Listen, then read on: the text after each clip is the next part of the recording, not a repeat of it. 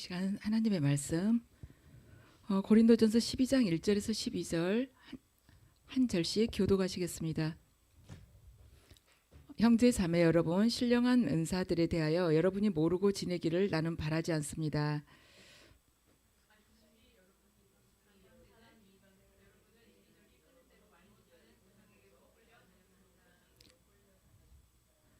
그러므로 나는 여러분에게 알려드립니다. 하나님의 영으로 말하는 사람은 아무도 예수는 저주를 받아라 하고 말할 수 없고, 또 성령을 힘입지 않고서는 아무도 예수는 주님이시다 하고 말할 수 없습니다.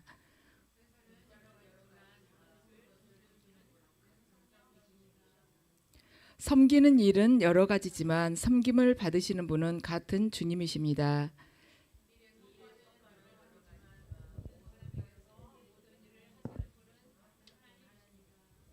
각 사람에게 성령을 나타내 주시는 것은 공동 이익을 위한 것입니다.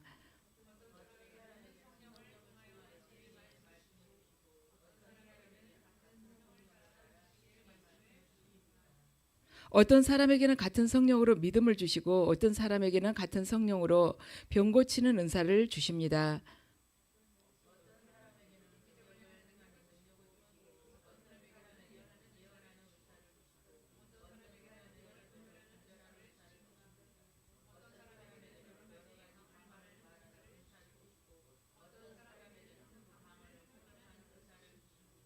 이 모든 일은 한 분이신 같은 성령이 하시며 그는 원하시는 대로 각 사람에게 은사를 나누어 주십니다.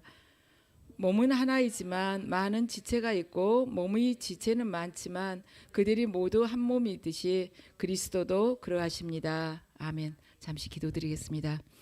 아버지께서 저희를 위하여 친히 죽으시고 부활하시어 지금 이 시간 저희들 가운데 성령으로 함께 하십니다. 주님, 저희들의 믿음이 주님의 영과 함께하여서 성령을 화하게 던질 때 나타나는 현상처럼 저희 심령 안에 이 시간에 하나님의 만지심이 임하시기를 원하며, 또한 아버지의 만지심으로 인하여 저희들 영혼 가운데 거룩한 역사가 일어나서 아버지 저희들을 통해서 모든 영혼들이 아버지 구원 받는 자가 되도록 할 수 있는 그러한 통로가 되게 하여 주시옵소서. 저희 영혼이 장자이신 예수 그리스도와 합하여서 이 땅에서 아버지께서 원하시는 하늘나라가 임해질 수 있도록, 하늘나라를 건설해 갈 수 있도록 주님 이 시간 저희 영혼을 만져주시고 강건케 변화시켜 주시옵고, 주님께서 예비하신 그 은혜의 은사들을 저희에게 부어주시옵소서. 감사드리며 예수 그리스도 이름으로 기도드립니다. 아멘. 이 시간에는 우리 본문에서 보았다시피 이제 성령의 은사에 대해서 말씀을 드리고자 합니다. 우리가 지금 성령에 대해서 몇 시간째 하고 있는데요. 오늘은 성령의 그 9가지 은사에 대해서 말씀을 드리겠습니다. 우리가 성령께서 하시는 일을 보면은 크게 보면 이제 두 가지로 볼 수가 있어요. 하나는 우리 영이 하나님의 자녀로서 성령 안에서 거듭나도록 해서 하나님의 자녀가 되도록 하는 기본 그 구원을 받게 하는 그 일을 하시고, 또 하나는 우리 안에서 이제 능력으로 역사를 하시는 것입니다. 그래서 거듭남의 구원은 이제 맨 처음에 우리가 성령 안에서 거듭나는 거지만 그 후로 이제 계속해서 우리가 구원을 이루어가는 과정에 있어서 하나님의 말씀과 얼마나 온전히 일치되어 살아가느냐에 따라서 하나님께서 우리 안에서 얼마나 우리를 장악하실 수 있느냐가 그것이 관건이죠. 그런데 성령의 능력이라고 하면, 성령의 능력이라면 내적인 능력이 있고 외적인 능력이 있어요. 근데 내적인 능력 같은 경우는 갈라디아서 5장 22절에서 23절 말씀에 기록이 되어 있습니다. 자, 우리 갈라디아서 5장 22절에서 23절을 한번 같이 읽어보실까요? 그러나 성령의 열매는 사랑과 기쁨과 화평과 인내와 친절과 선함과 신실과 온유와 절제입니다. 이런 것들을 막을 법이 없습니다. 아멘. 이것도 우리는 경건의 능력 그러면은 어떤 외적인 은사적인 것, 그걸 주로 생각하기가 쉬운데 바로 이것이 정말 경건의 능력인 것입니다. 성령의 그 9가지 열매 있죠. 그게 바로 경건의 능력이에요. 우리는 소리 질러서 막 병 고치고 그것이 경건의 능력으로 언뜻 생각하면 그럴 수 있는데 그게 아니고 바로 이것이라는 것입니다. 그리고 그다음에 성령의 외적인 은사는요, 예수님께서 그러셨죠. 성령을 받으라고 하셨잖아요. 사도행전 1장 8절을 보면은 예수님께서 성령을 받으라고 말씀하셨어요. 자, 그 부분을 사도행전 1장 8절 말씀 함께 읽으시겠습니다. 그러나 성령이 너희에게 내리시면 너희는 능력을 받고 예루살렘과 온 유대와 사마리아에서 그리고 마침내 땅끝에 이르러 내 증인이 될 것이다. 아멘. 예수님께서 그러셨어요. 여기서 성령이 너희에게 내리시면 너희는 능력을 받고 땅끝에까지 이르러 내 증인이 될 것이라고 하셨습니다. 그러니까 여기에서는 성령을 받으라고 하셨는데 여기서는 능력, 예수의 증인이 되는 그 능력적인 부분을 말씀을 하신 것입니다. 그래서 우리에게 성령이 임하면 권능이 나타나는데 그 권능으로 인해서 너희들이 내 증인이 될 것이다 하고 말씀하신 것이죠. 이 말씀은 누가복음 4장 18절에서 19절도 함께 이렇게 기록이 되어 있습니다. 함께 읽으시겠습니다. 누가복음 4장 18절에서 19절입니다. 주님의 영이 내게 내리셨다. 주님께서 내게 기름을 부으셔서 가난한 사람에게 기쁜 소식을 전하게 하셨다. 주님께서 나를 보내셔서 포로된 사람들에게 해방을 선포하고 눈먼 사람들에게 눈뜸을 선포하고 억눌린 사람들을 풀어주고 주님의 은혜의 해를 선포하게 하셨다. 아멘. 여기 이제 4장 18절 말씀을 보면 가난한 사람들에게 기쁜 소식을, 그러니까 자신이 얼마나 부족하고 얼마나 하나님 앞에서 말하자면 약한 자인지, 그리고 하나님을 간절하게 지금 원하는 거예요. 성경을 보면 그러죠. 나는 의인을 구하러 온 것이 아니라 병든 자를 구하러 왔다고 주님께서 말씀하시잖아요. 죄인을 구하러 왔다고. 이 의인을 구하러 온 것이 아니라 그것은 의인들은 주님 곁에 가지 못한다, 그 의미가 아니라 자기 스스로가 의롭다고 생각한 사람, 그런 영적인 교만을 가진 사람, 그 사람들을 구하러 온 것이 아니라 정말 내 자신은 죄인입니다 하고 하나님 앞에서 애통하게 자신을 내어놓고 자신을 바라보면서 탄식한 자, 그 자를 하나님께서 예수 그리스도께서 구하러 오셨다는 것입니다. 그래서 여기서 가난한 자는 심령이 가난한 자를 지금 뜻하고 있습니다. 그래서 그리고 그 아래 보면은 가난한 자에게 기쁜 소식을 그리고 주님께서 포로된 사람에게 해방을, 무슨 포로가 되느냐, 지금 우리가 무슨 포로가 됐다고 볼 수가 있느냐. 포로라는 것은 내가 그것으로부터 뭔가로부터 붙들려 가지고 자유롭고 싶지만 안 된 거예요. 종이 돼 가지고 있는 것입니다. 그래서 어떤 중독이 되어 있달지, 그러면 마약 중독된 사람들이, 아니면은 뭐 노름에 중독된 사람들이, 도박이나 그런 거 중독된 사람들이 내가 이거 도박을 계속 잘해야지, 마약 계속 해가지고 난 몸을 버려야지, 이렇게 하겠습니까? 정말 이제 끊고 싶다.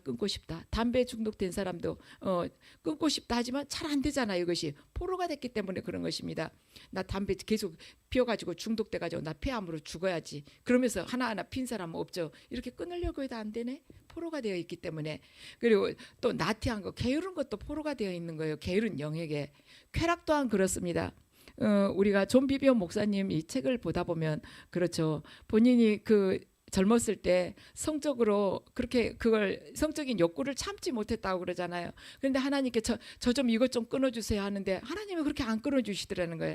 그래가지고는 나중에는 자기가 하나님께 막 간절하게 매달으면서 주님 정말로 이거 끊고 싶다고 주님의 도움을 청한다고 그러면서 왜 저한테는 안 해주세요? 왜 제 친구는 담배 끊고 싶다고 해가지고 이렇게 집회 참석했는데 그날 해주셨는데 왜 저한테는 안 해주세요? 그러니까 네가 정말 그렇게 간절하게 원했느냐 하고 주님께서 물어보셨다고 그러잖아요. 그러고 나서는 그게 완전하게 끊어졌다는 거예요. 본인도 그 존비비오 목사님이 얼마나 괴로웠겠습니까? 그 성적인 그런 강한 욕구가 들어올 때마다. 그런데 본인도 하고 싶지만 안 되는 거예요. 포로가 됐기 때문에. 그리고 억눌린 자들에게는, 자, 억눌린 자들을 풀어준다고 그랬잖아요. 그러니까 뭔가에 억눌려 있는 거예요. 낙심, 우울, 불안, 초조, 이러한 것에 보이지 않는 뭔가에 억눌려 가지고 있는 것입니다. 아니면 환경도 또한 그래요. 우리가 어느 누가 집에서 가족끼리 불화를 일으키고 싶겠습니까? 그런데 안 되는 거예요. 가서 내 배우자한테 잘해줘야지 하고 여기서 은혜 받고 집에 갔다가 얼굴 보면 이런 게 이게 꼭 그 내 배우자한테만 잘못이 있는 것이 아닌 것입니다. 우리가 이 영적인 것을 몰랐을 때는 저 사람이 제대로 믿음 생활을 제대로 했으면 우리 가정이 이렇게 되지 않았을 텐데, 내가 이렇게 기도를 하고 믿음 생활해도 아무 말하자면 열매가 없는 것은 내 배우자 때문이라는 생각이 자꾸 드는 겁니다. 그러면서 내가 아무리 해도 저 사람은 바뀌지가 않아. 그럼 우리 가정은 희망이 없는 걸까? 이런 생각을 하면서 미움이 생길 수 있지만은 영적인 이 세계를 알게 되면은 모든 것이 자기 탓이라는 것을 그때 알게 돼요. 내가 얼마나 교만하고 저 사람을 얼마나 마음속으로 멸시를 해왔던가 하면서 그 사람을 향해서 사랑하는 마음이 생기고 하나님 앞에 일단 회개가 먼저 터져 나오는 것이죠. 그런데 이런 억눌린 것들이 주의 영이 임하게 되면은 이 억눌려서 우리를 붙들고 있는 그 세력들이 끊어진다는 것입니다. 그래서 우리가 상상하지 못하는 회복이 일어나게 된다는 것이죠. 그래서 예수님께서는 이렇게 말씀하신 것뿐만이 아니라 그렇게 또 사역을 하셨어요. 마태복음 4장 23절 말씀 함께 읽으시겠습니다. 예수께서 온 갈릴리를 두루 다니시면서 그들이 회당에서 가르치며 하늘나라의 복음을 선포하며 백성 가운데서 모든 질병과 아픔을 고쳐 주셨다. 아멘. 은사, 우리는 다들 은사를 받고 싶어 해요. 능력을 많이 받고 싶어 하죠. 그런데 이걸 주신 목적이 뭐냐면 하나님 일을 하기 위해서라고 오늘 본문에서도 또한 말씀을 하시죠. 본문에서도 은사를 각 사람에게 성령을 나타내 주시는 것은 공동 이익을 위한 것이라고 분명히 말씀을 하셨고, 하나님 나라를 이루어 가기 위해서 성령께서 직접 역사를 하시면서 일하시기 위해서 우리를 다만 통로로 주신다는 것입니다. 그래서 우리가 어떤 영적인 외적인 능력을 받는다 할지라도 분명히 우리 여기 12장 7절에 말씀하셨잖아요. 공동 이익을 위해서 주셨다고 하지 않습니까? 내 자신이 스스로 높아진다든지 내 욕망을 채우기 위해서 그걸 사용한다 할지 해서는 안 된다는 것이죠. 자, 오늘 사도 바울도 이렇게 말을 했어요. 고린도전서 2장 4절 말씀 함께 읽으시겠습니다. 고린도전서 2장 4절입니다. 함께 읽으시죠. 나의 말과 나의 설교는 지혜에서 나온 그럴듯한 말로 한 것이 아니라 성령의 능력이 나타낸 증거로 한 것입니다. 아멘. 나의 말과 나의 설교는 지혜에서 나온 그럴듯한 말로 한 것이 아니라 성령의 능력이 나타낸 증거로 한 것입니다. 자, 사도 바울이 이 고린도전서를 쓸 때는 언제냐면 3차 선교여행 때 이걸 썼어요. 그랬는데 이 3차 선교여행 전에 2차 선교여행 거의 끝날 무렵에 사도 바울이 어디를 들렸냐면 아테네를 들렸었습니다. 그래서 아테네에 들려가지고 세상 철학과 헬라 철학을 말하자면 연구하고 그걸 서로 논쟁을 하는 사람들하고 같이 이야기를 하면서 사도 바울이 거기 가서 복음을 전했어요. 그런데 아테네에서 그 복음을 듣고 구원받는 사람이 별로 없었습니다. 그래서 바울이 거기서 이제 느낀 것이 있었던 거예요. 이 고린도의 편지를 쓸 때 그 일을 회상을 하면서 지금 2장 4절 말씀을 그 편지에다 적은 것입니다. 나의 말과 나의 설교는 지혜에서 나온 그럴듯한 말로 한 것이 아니라 성령의 능력이 나타낸 증거로 한 것이다. 이것은 무슨 말이냐면 그럼 말로 복음을 전하거나 말로 사역을 하면 안 된다. 그냥 말 입 딱 다물고 그냥 말하자면 능력 사용만 해야 된다. 그 말이 아닌 것입니다. 예수님을 보면 사복음서에서 보면요. 예수님께서 천국 복음을 말로 전하셨어요. 사도행전을 보면 주님의 제자들 사도들도요. 복음을 하늘나라의 비밀들을 예수 그리스도가 메시아라는 것을 말로 전했습니다. 그럼 이 말 고린도전서 2장 4절 그 말씀의 뜻은 뭐냐? 바로 영적인 일이라는 것이에요. 영적인 일. 내가 복음을 전하는 것은 바로 영적인 일이다. 입술에서 그냥 흘러나가는 단순한 그 순간 말하자면 말이 딱 떨어지면은 조용해져 버리는 잊혀지는 귀에서 잊혀지는 그런 말이 아니라 영적인 일이란다. 그래서 우리 믿는 자들이 하는 전도나 선교나 섬김이나 이러한 모든 사역들은 바로 영적인 일이라는 것입니다. 우리들이 그냥 육신으로 힘써가지고 내 열심으로 하는 일이 아니라는 것이에요. 그래서 하나님의 일에는 반드시 성령께서 개입하셔서 역사해야 되는 그런 영적인 그러한 증거가 나타나야 된다는 것입니다. 그래서 은사는요, 우리가 하고 있는 사역을 영적인 사역이 되도록 만들어주는 것입니다. 은사라는 뜻 자체가 하나님의 선물이잖아요. 하나님이 개입이 된 것이에요. 하나님이 주체예요. 그렇기 때문에 우리가 하나님께서 주신 그 은사를 가지고 일을 하게 되면 반드시 영적인 사역으로 된다는 것입니다. 그래서 성령의 은사와 성령의 나타나심, 그것은 믿지 않는 자들에게 하나님께서 살아계시다는 것을 증거하는 증표가 되는 것입니다. 하나님께서 살아계시니까 이런 일들이 나타나구나. 믿지 않는 자들이 보고 그렇게 생각을 한다는 것이죠. 그리고 예수 그리스도 앞에 무릎을 꿇게 된다는 것입니다. 잔지레이크 목사님에 대해서 잠깐 말씀을 드리겠습니다. 제가 간혹 잔지레이크 목사님을 말씀을 드리는데 왜 제가 이분을 여러분들에게 더 말씀을 드리냐면, 물론 스미스 위글스 목사님도 강력한 성령 사역을 하셨는데 그분은 이제 조금 더 오래됐어요. 근데 이 잔지레이크 목사님이 논리적이고 과학적이고 그리고 말씀, 이 하나님께서 주신 말씀, 거기에 입각해서 사역을 하신 구체적인 증거들이 있기 때문에 이분을 예를 들어서 말씀을 드리겠습니다. 잔지레이크 목사님은 미국의 스포켄에서 주로 사역을 많이 하셨어요. 그런데 그 스포켄에는 사실 병원이 거의 필요가 없다 할 정도로 그렇게 많은 사람들이 이 잔지레이크 목사님 사역팀에 와서 치유 기도를 받고 많은 사람들이 고침을 받고 낫게 됐었습니다. 그래서 미국에서 가장 건강한 도시가 어디냐면 스포켄이라고 말할 정도가 됐었습니다. 그런데 이 목사님은 너무 이제 이 능력이 강하니까 의료진들이 이 목사님을 데리고 연구를 해보기로 했어요. 그래가지고는 이제 목사님이 그럼 나를 데리고 연구를 해라. 그러면서 자기 원하는 대로 해주겠다. 그러면서 그럼 목사님이 기도를 할 때 어떤 현상, 어떻게 해서 병이 낫느냐 하고 좀 보자고 한 거예요. 그러니까 병원에 목사님이 가셔가지고는 정강이 뼈 있죠. 여기에 염증이 난 환자를 데리고 오라고 했습니다. 그래 이제 데리고 와서 어떻게 하라 했냐면, 제가 환자의 이 다리에 이렇게 안수를 할 그 틈만 놔두고 나머지는 다 의료진들이 와서 나에게 어떤 현상이 나타나고 있는지 지금 여러분들이 모든 검사를 하라고 그런 거예요. 그러니까 그 의료진들이 와서 측정하는 그 환자의 몸에서 어떤 현상이 일어나고 있는지 측정하는 기구를 여기저기 다 부착을 시키고 이제 잔지레이크 목사님한테 기도를 해보라고 그러신 거예요. 그래서 그 목사님이 이렇게 손을 양손에 댔잖아요. 그 옆에 손대고 있는 그 옆에다가 그 기구들을 다 부착을 한 것입니다. 그래가지고 이 잔지레이크 목사님이 기도를 하니까 연구진들이 가지고 있는 거기에 막 그래프 같은 게 이렇게 그려진 거예요. 그러면서 연구진들이 보고 모든 세포가 지금 막 계속 변화되고 있다는 것입니다. 그러면서 이 정강이 뼈에 염증이 난 것이 딱 나은 거예요. 근데 그것뿐만이 아니라 이 목사님, 당신 정말 신기하다고 이제 병원 의사가 그런 거예요. 다른 사람들은 그렇게 결핵으로 다들 결핵이 전염돼 가지고 죽고 그러는데 당신은 어떻게 결핵 환자를 낫게 할 수가 있냐? 왜 결핵 환자를 치유 기도를 해주면서 당신은 그 옮무질 않냐? 전염이 안 되냐? 당신 정말 이상하다고. 그러니까 잔지레이크 목사님이 그 궁금하면 나를 데리고 한번 테스트를 해봐라. 그래가지고는 결핵 환자가 결핵 환자 그 입안에서 나온 각혈이랑 그거 있잖아요, 뱉어놓은 거.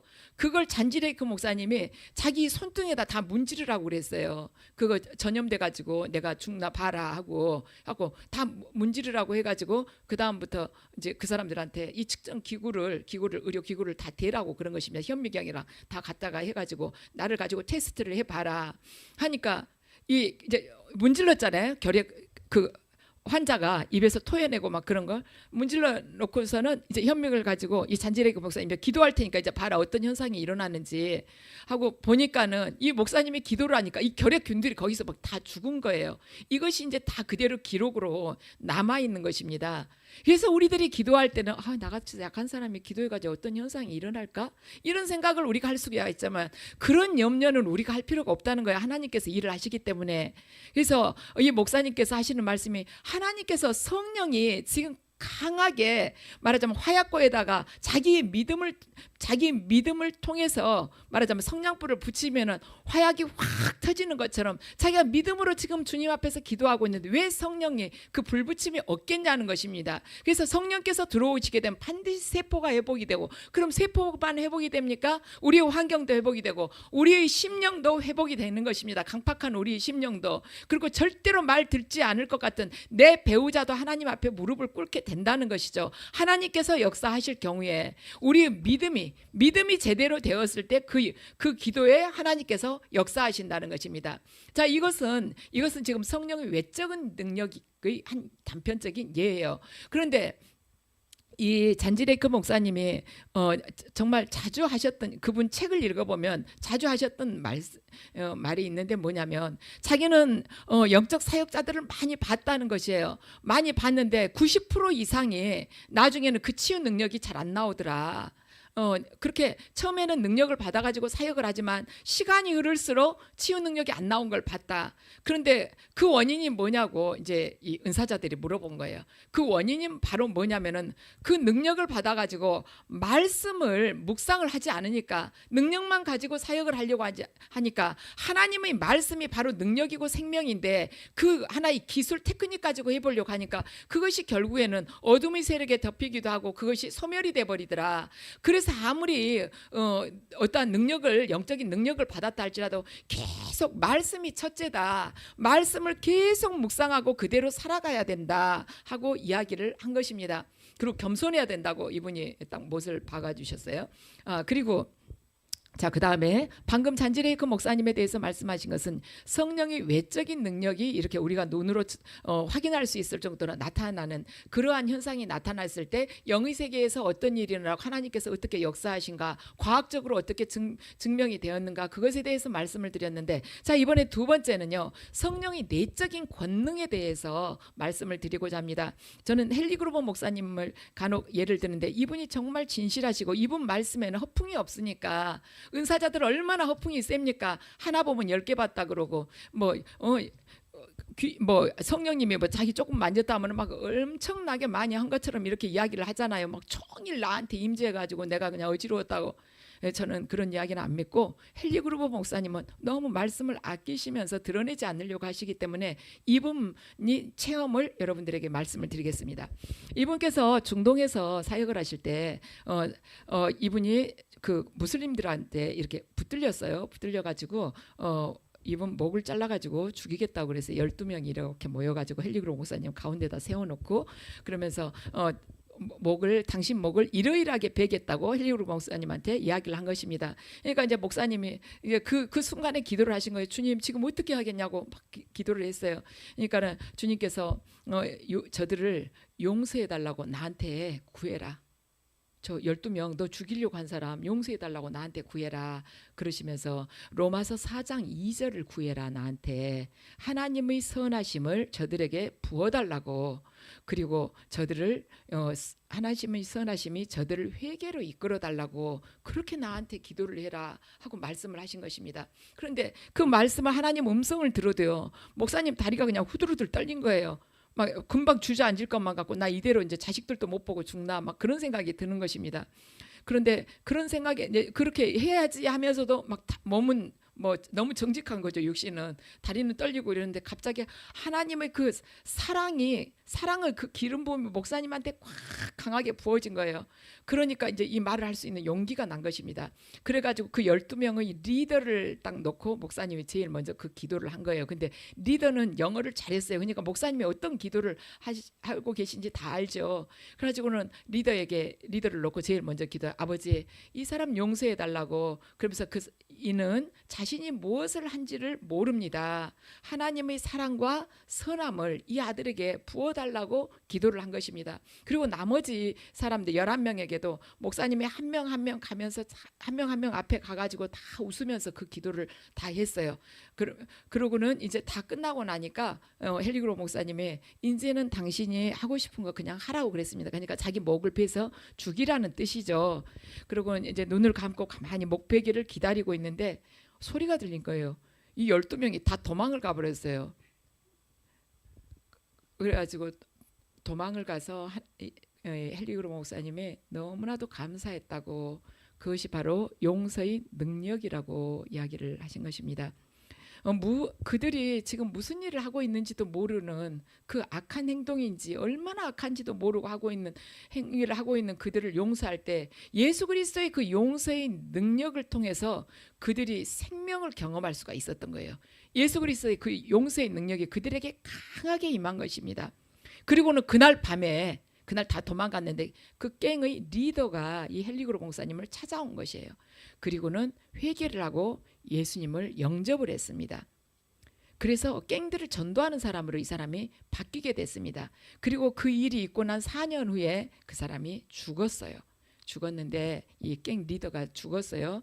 이제 그때는 갱 리더가 아니죠. 이제 주님 영접하고 그랬으니까. 만약에 그 사람이 그날 회개하지 않았으면 뭐 어떻게 됐겠습니까? 근데 그 사람이 회개하기 전에 헨리 그룹 목사님께서 그들을 용서하지 않았으면, 하나님 말씀에 순종하여서 의지하여서 용서했는데 용서하지 않았으면 그 강력한 그 생명의 능력이 들어갔겠습니까? 그런데 그 이분 목사님께서 하나님의 말씀에 순종하면서 강하게 용서와 사랑을 선포하니까 하나님께서 그 능력을 그 순간에 부어서 이들을 변화시킨 것입니다. 그래서 성령의 능력은 외적으로 어떠한 드러나서 뭐 치유를 한다거나 예언을 한다거나 이런 능력도 있을 수 있지만, 이 내적인 능력 또한 우리 삶 속에서 강하게 역사하면서 한 영혼을 완전히 천지개벽하듯이 뒤집을 수가 있다는 것이에요. 그래서 우리가 많은 성령의 능력을 사실은 구하지만 지금 가장 중요한 것은 이 구원을 받을 수 있는 내적인 능력을 우리가 갖춰야 된다는 것이죠. 왜냐하면 병은 나을 수 있어요. 병은 나아도 또 죽을 수가 있다는 것입니다. 근데 정말 영혼이 구원을 받아야 돼요. 우리 10명이 나 환자들 보잖아요. 나병 환자들. 그러면은 뭐라고 그랬어요? 예수님께서 그들 다 너희들 다 고쳐졌다고 가라고 그랬잖아요. 가는 도중에 이들이 다 나았어요. 근데 그 중에 한 명이 돌아와서 예수님께 감사를 했습니다. 그러니까 예수님이 뭐라 하셨냐면, 나머지 사람 어디 갔냐고, 너만 하나님께 영광을 드리냐고 이렇게 말씀하시면서 네 믿음이 너를 구원하였다고 분명하게 예수님께서 말씀하셨어요. 그 나머지 9명은 병은 나았습니다. 그런데 구원받지는 못한 거예요. 구원받았으면 왜 마지막에 혼자 찾아온 이 사람한테 주님께서 네 믿음이 너를 구원했다고 말씀하시겠습니까? 반드시 차별을 두지 않았겠습니까? 그래서 우리가 성령의 어떠한 능력, 내적인 능력을 받든 외적인 능력을 받든 궁극적인 것은 영혼 구원을 위해서 그걸 사용을 하면서 하나님 나라가 강건하게 서는데 우리가 통로가 돼야 된다는 것입니다. 그리고 지금 잔지 레이큰 목사님이나 헨리 그루버 목사님이나 하나님의 그 말씀의 능력을 믿는 사람이에요. 헨리 그루버 목사님도 하나님의 그 말씀에 순종했을 때 하나님께서 어떻게 역사하시리라는 그 말씀의 능력을 믿고 자기가 죽으면 죽으리라 하고 그 말씀을 선포를 한 것입니다. 잔지 레이큰 목사님도 세계적으로 그렇게 유명한 치유 사역자이지만 그분은 자기는 치유 사역자이기 전에 하나님의 말씀을 전하는 복음 전도자라고 그랬어요. 자기는 말씀을 가장 사랑한다고 했습니다.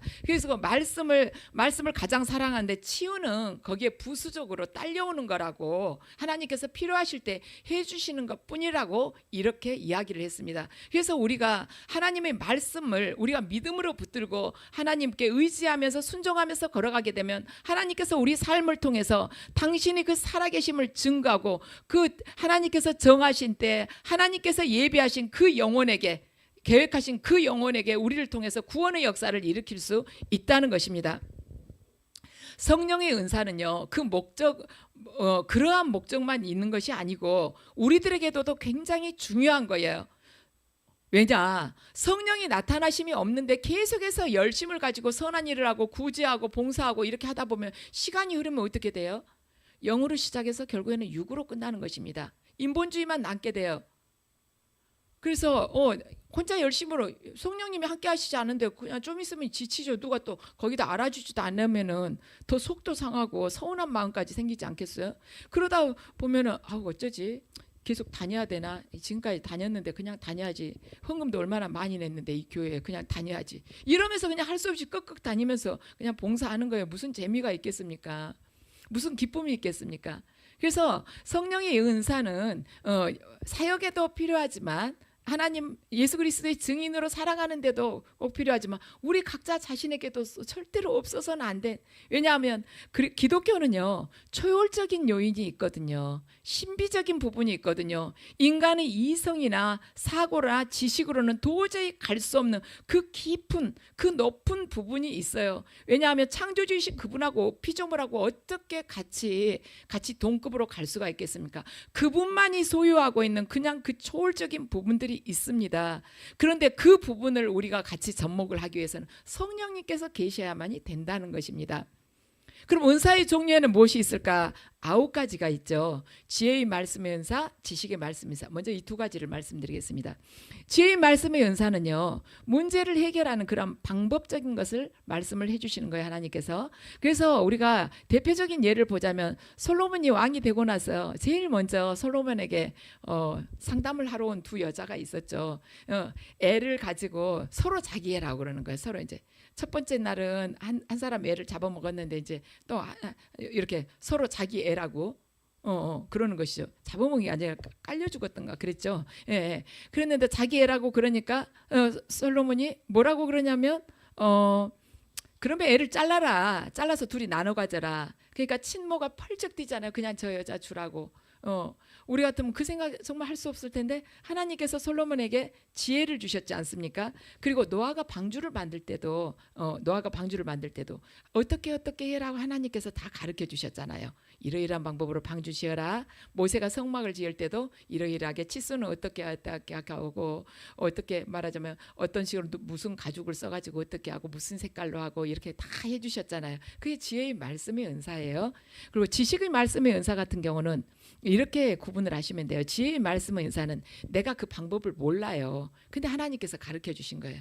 성막 어떻게 만들지 모르고 방주도 어떻게 만들지 모르고 그 여자가 2 여자가 애를 가지고 와서 서로 자기 애라고 할 때 나는 모르겠어. 근데 하나님께서 그 방법을 해결할 수 있는 방법을 가르쳐 주셨죠. 지식의 말씀의 은사는 뭐냐면 알지 못한 기존에 이미 있는 건데 나는 알지 못한 어떤 사실이에요. 비밀이에요. 그런데 그걸 하나님께서 알려주신다는 것이죠. 아나니아와 삽비라가 밭을 판 돈을 일부를 감추고 베드로 사도들 앞에 가지고 왔을 때 베드로가 어떻게 감춘지 알겠습니까? 근데 성령께서 가르쳐 주신 거잖아요. 이미 기정된 사실을 우리는 말하자면 육적인 어떤 한계를 띠고 있기 때문에 알 수가 없는데 하나님께서 가르쳐 주신 거예요. 엘리사가 아람 왕의 침실에서 하는 그 이야기까지도 다 그 말까지도 다 알고 있는 거 하나님께서 가르쳐 주시니까 알고 있을 수 있잖아요. 아람의 군대 장관 나아만이 나병이 낫게 됐어요. 엘리사가 시킨 대로 해가지고 그랬는데 요단강 물에 7번 들어갔다 나와가지고 나왔잖아요. 그런데 이 나아만이 엘리사한테 선물을 막 갖다 주려고 했잖아요. 선물을 준비해와서 많이 그랬는데 안 받은다고 했어요. 근데 그거 이제 안 받는다고 흙만 좀 가지고 갔잖아요. 그랬는데 게하시가 그 뒤따라 가가지고 좀 달라고 그랬잖아요. 거짓말을 해서. 그래가지고는 옷과 은을 얻어가지고 왔는데 그걸 엘리사가 알았지 않습니까? 이게 이제 엘리사가 뭐 직접 따라가서 그 현장에서 서로 거래하는 거 보지도 않았는데 알 수 있는 것은 하나님께서 그 가려진 비밀을 그 사실을 알려주셨기 때문이에요. 이것은 지식의 말씀의 은사인 것입니다. 그리고 믿음 은사. 자, 믿음도 사실 하나님께서 주셔야만이 믿을 수가 있는 것이죠. 그래서 여러분들도 기도할 때 주님 저에게 믿음을 연약하니까 좀 더해달라고 기도를 하시면 돼요. 믿음 은사를 가지고 있는 사람 특히나 조지물려 목사님 같은 경우 정말 말씀을 붙들고 기도하면 반드시 하나님께서 역사해 주신다. 그러한 딱 믿음이 있는 거예요. 리즈 하월즈 목사님 같은 경우도 그러죠. 자기는 반드시 하나님께서 역사하신다는 거예요. 30년 동안 병 들어가지고 침대에서 일어나지도 못한 외삼촌이 하나님께서 말씀하신 그날 반드시 나을 거라고 믿는 거예요.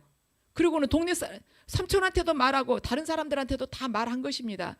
30년 동안 못 일어난 사람인데 근데 동네 사람들이 안 돼. 저 사람 못 일어나는데 그날 어떻게 교회를 가. 그런데 리즈 하월즈는 그날 교회 간다고 삼촌 교회 간다고 그랬거든요.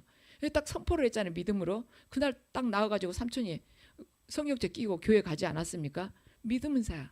강한 믿음의 은사를 그가 받은 것이죠. 그리고 믿음이 강한 사람하고 같이 있으면 굉장히 영적으로 격려가 많이 돼요. 교회 안에 믿음이 강한 분이 계시면 다른 사람들을 영적으로 많이 살려놓습니다. 예, 넘어지려고 하고 시들시들한 사람 살아날 수 있죠. 근데 믿음이 약한 사람하고 같이 있으면 불안하고 낙심이 돼요. 제가 어제 이제 어떤 아는 분을 만났는데 그분 딸이 3주 후에 이제 외국에 있는데 한국에 왔다가 뭐 한 달 있다 간대요. 너무 기다리면서 좋아한다는 거예요. 딸도 이제 크리스찬이거든요. 근데 우리 딸이 뭐라고 그러냐면 지금부터 걱정한다. 그래서 왜 걱정하냐고. 제 이제 학교 때 동창이에요. 왜 걱정하냐고 그랬더니 엄마 한 달 금방 지날 텐데 지나고 나면은 한국 생각나서 어떻게 아직 한국 오지도 않았는데. 그래서 너 그 말 듣고 가만히 있었냐고. 아직 비행기도 안 타놓고 한국 오지도 않았는데 가고 나서 한국 그리울 일을 아직 출발도 안 하고 걱정.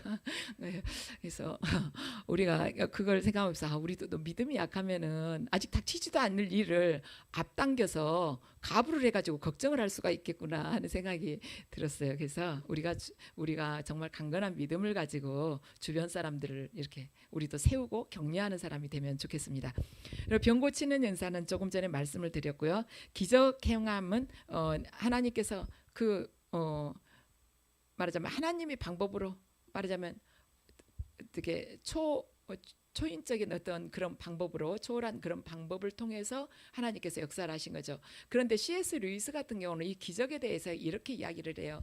이 세상 만물 자체가 다 하나님의 기적이다. 근데 모든 것이 기적임을 알면서 우리가 그 기적임을 깨닫지 못하고 어떠한 것이 순간적으로 일어나야만이 기적이라고 한다. 물이 포도주가 즉시 되든지 아니면은 눈이 금방 떠져야지 이런 것만이 기적이라고 생각을 한다. 그런데 기적이라는 것은 우리 삶 속에서 다 일어나고 있는데 그게 시간을 단축시켜 놓은 것을 사람들은 기적이라고 한다.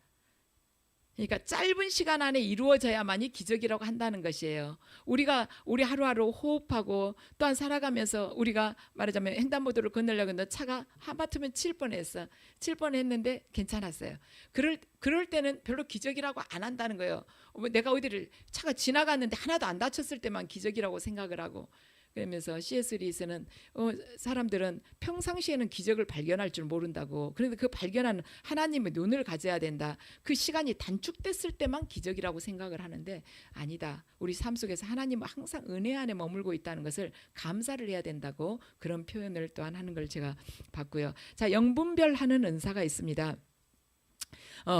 영분별 하는 은사는 사람을 분별할 때도 쓸 수 있고요. 사람을 분별할 때는 그 사람의 열매를 보고 알면 돼요.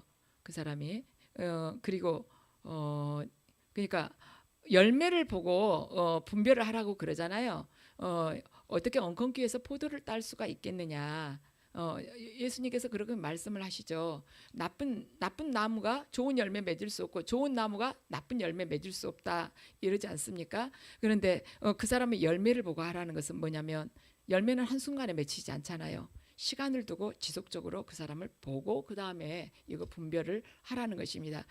내가 이 일을 할까 말까 어쩔 때는 그런 거 가지고 어떻게 분별을 하지? 그런 생각이 들 때가 있죠. 그런데 이 일을 할까 말까 이것이 하나님께 영광이 되는 일인지 아닌지 그걸 가지고 분별을 해가지고 선택을 하면 되는 것입니다.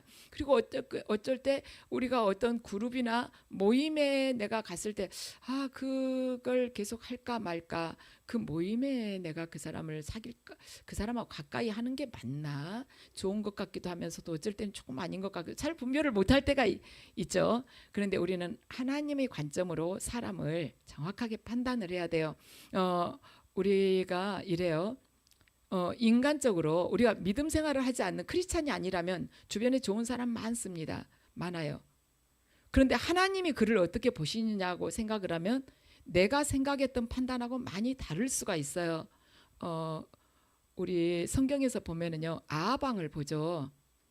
보면 저는 아하방의 말하자면 그 삶을 이렇게 읽을 때요. 보면 아하방이 그냥 인간적으로 사귀었으면 괜찮은 사람이었겠다. 저는 그 생각을 많이 해봐요. 그 아하방이 독하지가 않거든요. 그 포도밭을 팔라고 했는데 안 팔았어요. 백성이 안 팔았어요. 안 파니까 시름시름 걱정하면서 침대에 가서 누운 거예요. 뭐 평민이 포도는 안 판다 했는데 뭐 걱정을 해 왕이.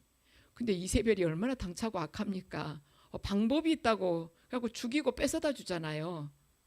참 아방이 어떻게 보면은 참 물에 술 탄 듯 술에 물 탄 듯 그런 사람이면서 그냥 마음도 약하고 그런 사람이에요. 독하게 뭔 짓을 팍 못하는 사람이에요. 그러니까 사귀고 보면은 아, 그 사람 그냥 무난하니 괜찮아 이렇게 할 수 있죠. 하나님은 악하다고 하셨거든요. 그래서 우리가 사람을 분별할 때 잘 봐야 돼요. 사울 왕도요.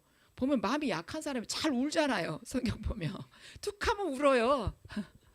막 내 아들 다윗아, 자기가 난 아들도 아니지만 막 그렇게 정감 있게 막 울고 웬만하면 용서해 준다는 거야. 그 엔도르의 그 무당 있잖아요.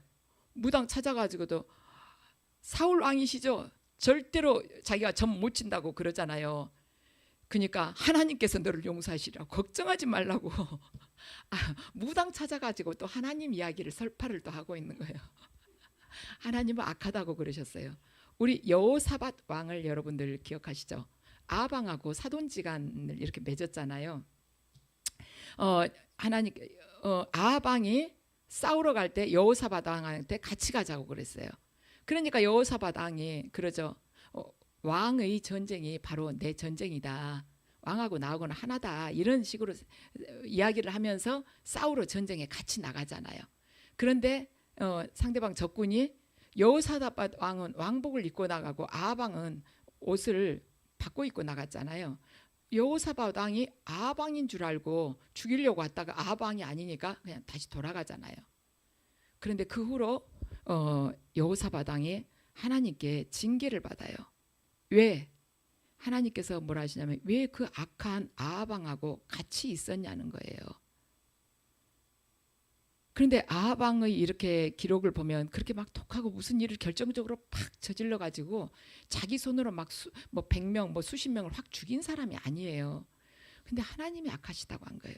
그래서 여러분들이 누군가하고 이렇게 교제를 할 때요, 하나님이 이 사람을 어떻게 보시겠냐를 봐야 돼요.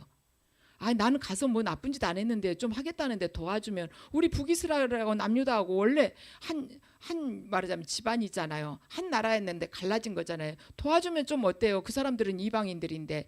이렇게 생각할 수, 그건 사람의 판단인 거예요. 하나님이 악하시다면 악한 거예요. 하나님이 그 길 가지 말라면 안 가는 것입니다. 그래서 그렇게 같이 하게 되면요, 결국 징계를 이 여호사밧 왕이 나중에 하나님한테 맞아 뭐 혼나죠, 하나님으로부터. 그래서 우리도 그럴 수 있다는 것입니다.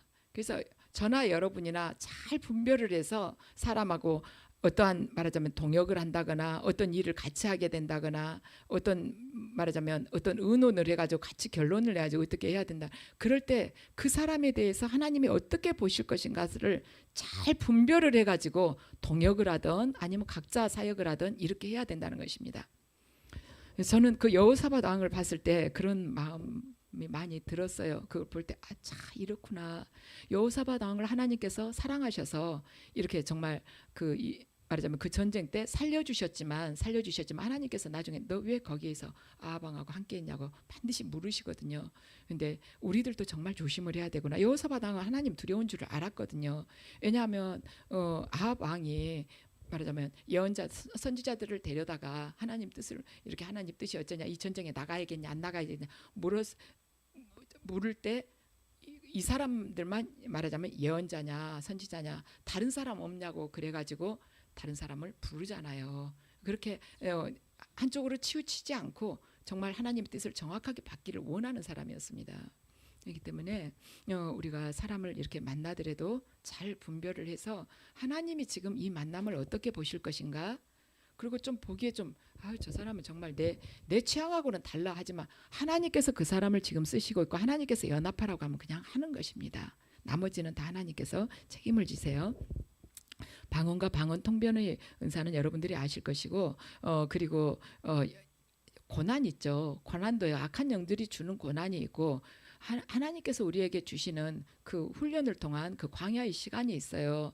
그런데 우리가 분별을 제대로 못할 때는 힘든 시간들이 계속될 때 하나님께서 그냥 우리를 훈련시키려고 이 고난을 주셨나 보다 생각하면서 그냥 꾹꾹 참고 있는데, 여러분들 잘 보셔야 돼요. 악한 영들이 주는 고난에는요 목적이 보이지가 않습니다. 언제 끝날지 모르고 무슨 뜻으로 이걸 내가 지금 겪고 있는지를 몰라요. 그런데 하나님께서 주시는 고난에는 반드시 목적이 있습니다. 그 고난을 통해서 하나님께서 뭔가 이루시고자 하는 그 뜻이 있어요. 그래서 악한 영들이 지금 나를 짓누르고 있고 우리 가정을 이렇게 말하자면 옥죄고 있는데 그걸 하나님께서 주신 거다 생각하고 그렇게 계속 그걸 수긍을 하면서 받아들일 필요가 없다는 것이죠. 누가복음 11장 9절에서 13절 우리 함께 읽으시겠습니다. 누가복음 11장 9절에서 13절 말씀입니다. 함께 읽으시죠. 내가 너희에게 말한다. 구하여라 그리하면 너희에게 주실 것이다. 찾아라 그리하면 찾을 것이다. 문을 두드려라 그리하면 너희에게 열어주실 것이다. 구하는 사람마다 받을 것이요 찾는 사람마다 찾을 것이요 문을 두드리는 사람에게 열어주실 것이다. 너희 가운데 아버지가 된 사람으로서 아들이 생선을 달라고 하는데 생선 대신에 뱀을 줄 사람이 어디 있으며 달걀을 달라고 하는데 정갈을 줄 사람이 어디에 있겠느냐.